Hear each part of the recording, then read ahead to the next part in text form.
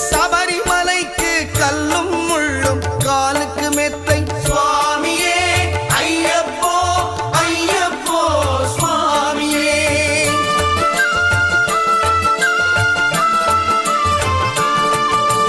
பள்ளிக்கட்டு சபரிமலைக்கு கல்லும் முள்ளும் காலுக்கு மெத்தை சுவாமியே ஐயப்போ ஐயப்போ சுவாமியே.